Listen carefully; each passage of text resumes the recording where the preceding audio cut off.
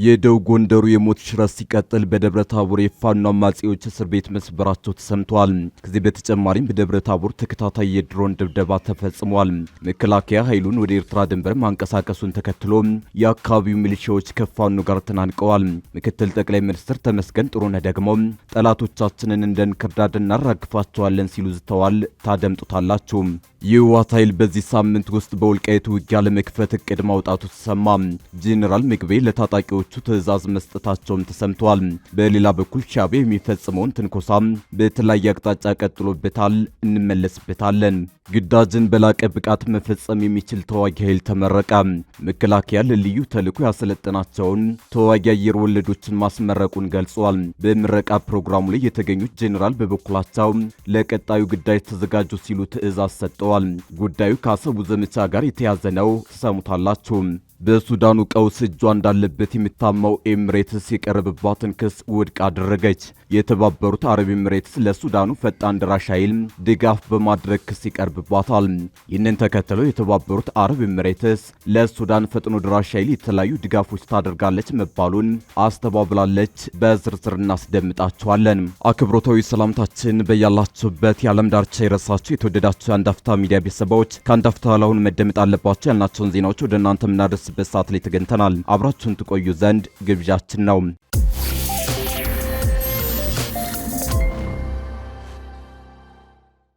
የህወሓት ኃይል በዚህ ሳምንት ውስጥ በወልቃይቱ ውጊያ ለመክፈት እቅድ ማውጣቱ ተሰማ። ጄኔራል ምግቤ ለታጣቂዎቹ ትዕዛዝ መስጠታቸውም ተሰምተዋል። በሌላ በኩል ሻዕቢያ የሚፈጽመውን ትንኮሳ በተለያየ አቅጣጫ ቀጥሎበታል። በምስሉ ላይ የምትመለከቷቸው በጄኔራል ምግበይ በሚመራው የምዕራብ ግንባር የአርሚ 13 አባላት ናቸው።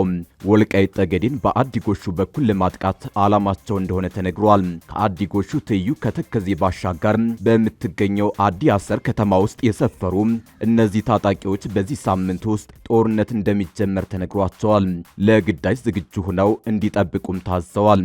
በሌላ አቅጣጫ ደግሞ ሻዕቢያ የሚፈጽመውን ትንኮሳ ቀጥሎበታል። የሻዕቢያ አገዛዝ ኢትዮጵያ ላይ የሚፈጽመውን ትንኮሳ በሁለት መልኩ ቀጥሎበታል።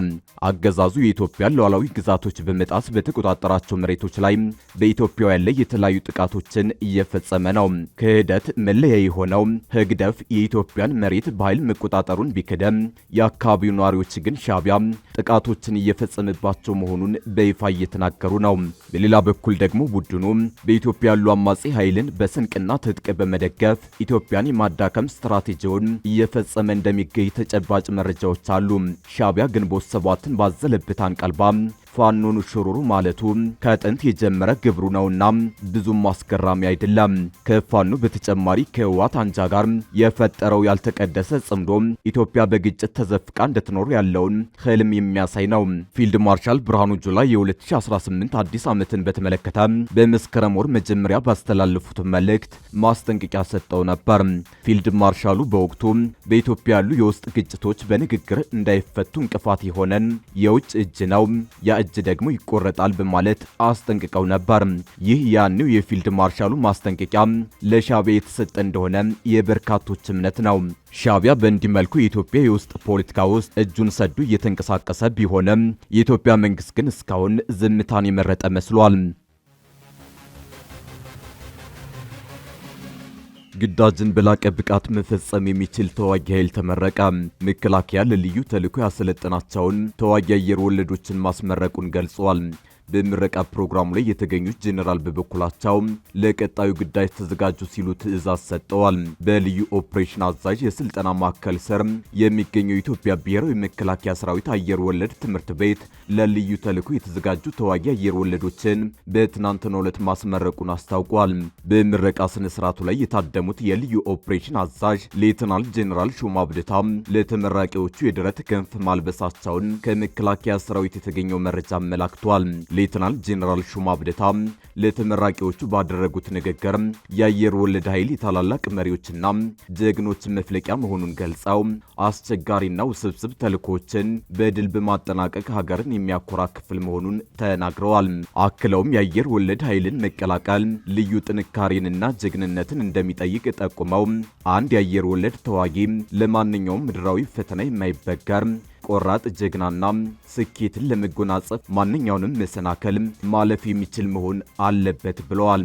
ሌተናንት ጄኔራል ሹማ አብደታ ተመራቂዎቹ አዲስ ምልምሎች ሳይሆኑ የልዩ ተልዕኮ አፈጻጸም አቅማቸውን ለማሳደግ ተጨማሪ ስልጠና የወሰዱ ነባር የአየር ወለድ አባላት መሆናቸውን አጽንኦት ሰጥተዋል። ተመራቂዎቹ ተቋሙ ለሚሰጣቸው ማንኛውም ልዩ ተልዕኮ ዘወትር ዝግጁ እንዲሆኑ ማሳሰባቸውንም መከላከያ ገልጿል። የአየር ወለድ ትምህርት ቤት የውጊያ ድጋፍ አገልግሎት ምክትል አዛዥ ሜጀር ደጀኔ ረጋሳ በበኩላቸው ስልጠናው በቀንም ሆነ በሌሊት በየብስና በውሃ ላይ የሚደረጉ የፓራሹት ዝላዮችን እንዲሁም ልዩ የውጊያ ስልቶችን ያካተተ እንደነበር ገልጸዋል። እንደ ሜጀር ደጀኔ ገለጻ ተመራቂዎቹ በማንኛውም የአየር ሁኔታ መልክዓ ምድርም ሆነ የውሃ አካላት ላይ ወደ ጠላት ግዛት በጥልቀት በመግባት ልዩ ተልዕኮዎችን መፈጸም የሚያስችል ከፍተኛ የብቃት ደረጃ ላይ ደርሰዋል ብለዋል። በሱዳኑ ቀውስ እጇ እንዳለበት የምትታመው ኤሚሬትስ የቀረበባትን ክስ ውድቅ አደረገች። የተባበሩት አረብ ኤሚሬትስ ለሱዳኑ ፈጥኖ ደራሽ ኃይል ድጋፍ በማድረግ ክስ ይቀርብባታል። ይህንን ተከትሎ የተባበሩት አረብ ኤሚሬትስ ለሱዳን ፈጥኖ ደራሽ ኃይል የተለያዩ ድጋፎች ታደርጋለች መባሉን አስተባብላለች።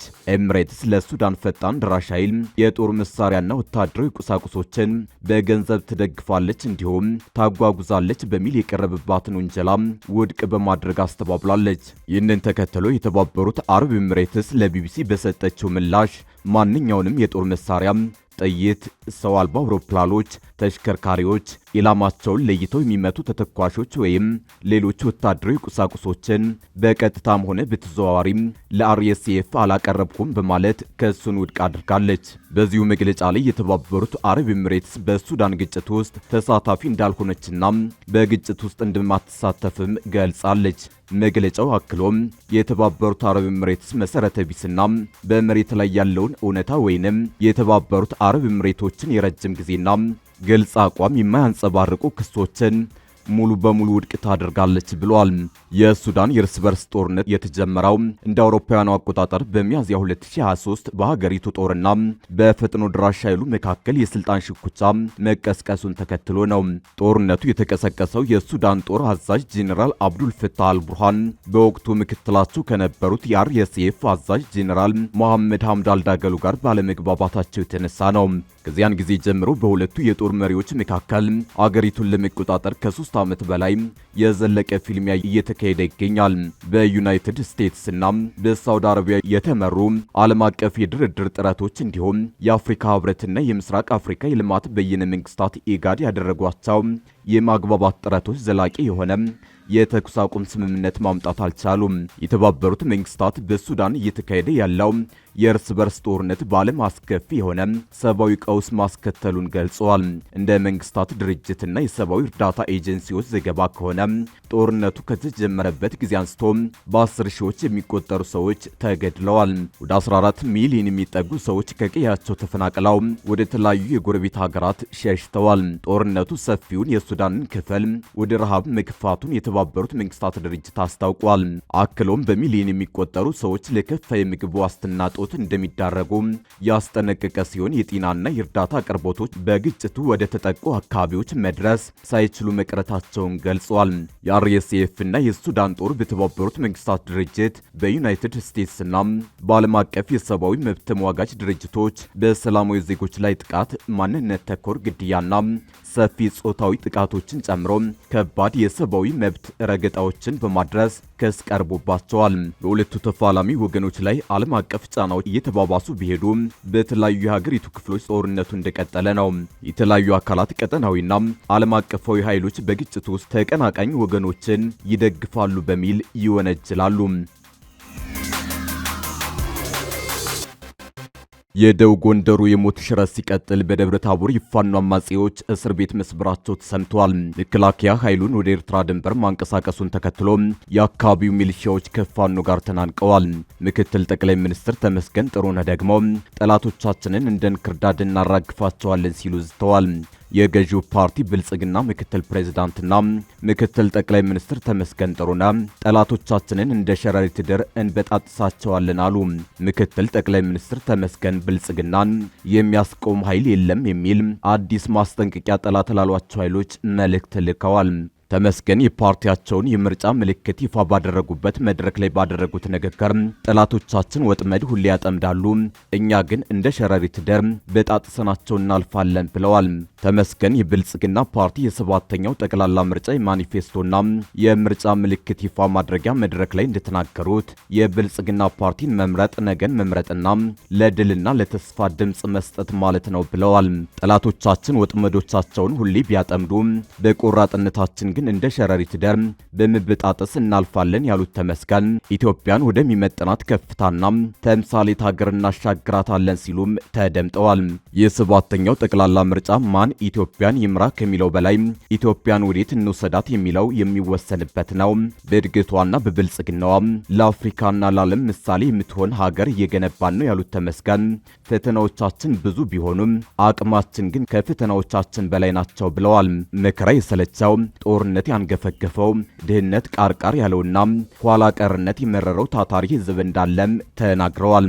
ምንም እንኳን ተመስገን ስለ ፓርቲያቸው አይበገሬነትና የሰላም አርበኝነት ቢናገሩ ሕዝቡን አማሯል ላሉት ጦርነት ብልጽግና አንዱ ተከሳሽ ነው። በጠቅላይ ሚኒስትር አብይ አህመድ የበላይነት የሚመራው ብልጽግና ኢትዮጵያን ወደ ቀውስ በማስገባት ይወነጀላል። የቀድሞውን ህወሓት መራሽ ኢህአዴግን አክስሞ ስልጣን የተቆጣጠረው ብልጽግና በአብዛኞቹ አካባቢዎች ከተቀናቃኞች ጋር ግጭት ውስጥ መግባቱ የሚታወቅ ሲሆን አሁንም ደም አፋሳሽ የእርስ በርስ ጦርነትና ግጭት ቀጥሏል።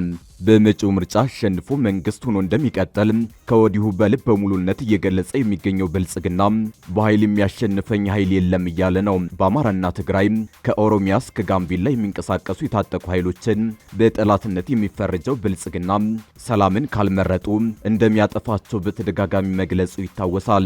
ይሁን እንጂ የእርስ በርስ ግጭት ምንጮችን ከስር ከመሰረቱ ከመፍታት ውጪ በኃይል አማራጭ ሰላም እንደማይመጣ ብዙዎች ይገልጻሉ። ብልጽግና ለተጨማሪ 5 ዓመት እንደሚቀጥል ከወዲሁ እየገለጸ ያለው የተለያዩ አካባቢዎች በግጭት ውስጥ በቀጠሉበት ሁኔታ ነው። ይህ በእንዲህ እንዳለ የደቡብ ጎንደሩ የሞት ሽረት ሲቀጥል በደብረ ታቦር የፋኖ አማጺዎች እስር ቤት መስበራቸው ተሰምተዋል።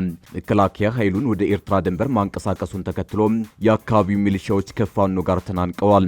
በአማራ ክልል ደቡብ ጎንደር ዞን የተለያዩ ወረዳዎች መከላከያ ሰራዊት መውጣቱን ተከትሎ የፋኖ ኃይሎች ወደ ወረዳዎችና ከተሞች በመግባት ከክልሉ የጸጥታ ኃይሎች ጋር የተኩስ ልውውጥ እያደረጉ ሲሆን በተለይ በስማዳ ከተማ ከትናንት በስቲያ በርካታ የሚሊሻ የፖሊስና የአድማ ብተና አባላት በፋኖ ኃይሎች መገደላቸውን ነዋሪዎች ጠቁመዋል። ግድያው የሚሊሻ ቤተሰቦችን ጭምር ነው ብለዋል። ትናንት ስማዳ ከተማ የሟቾች ቀብር ሲፈጸም መዋሉንና ሁኔታው እጅግ ዘግናኝ እንደነበር ነዋሪዎች ጠቁመዋል። ዛሬም በዞኑ ዋና ከተማ በደብረ ታቦር ከተማ ዙሪያ በወይብላ ማርያም፣ በመሎቄስ አለማየሁ፣ በቀበሮ መውጫና በማረሚያ ቤቱ አካባቢ ዛሬ ጠዋት ከአንድ ሰዓት ጀምሮ የተኩስ ልውውጥ ሲደረግ ማርፈዱን ነዋሪዎች ጠቁመዋል። እዚህ የተነሳ ከሰዓታት በፊት ግራሪያ በሚባል አካባቢ ጨምሮ በተለያዩ አካባቢዎች የድሮን ጥቃት ተፈጽሟል።